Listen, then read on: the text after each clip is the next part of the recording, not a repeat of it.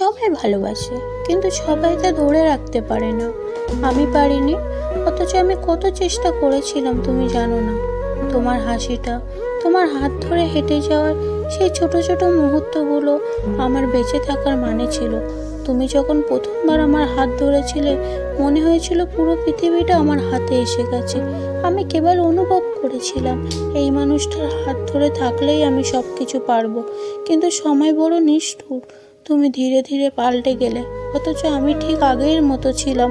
তোমার প্রতি ভালোবাসা এতটুকু কমেনি, বরং প্রতিদিন যেন আরো গভীর হয়েছে।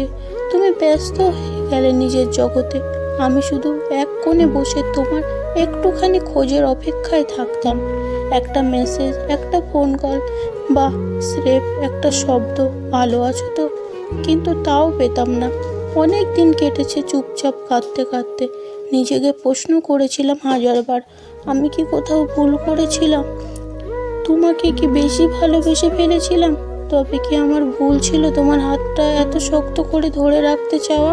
আজও যখন একা রাতে বারান্দায় দাঁড়িয়ে থাকি, ঠান্ডা হাওয়া এসে মনে করিয়ে দেয় একদিন এই হাতটা কেউ একজন খুব করে ধরেছিল, বলেছিল তোমাকে কখনো ছেড়ে যাব না।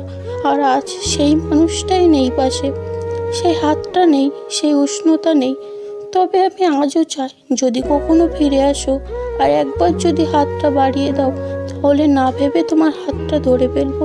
কারণ আমি আজও বাঁচতে চাই তোমার হাত ধরে, শুধু তোমার।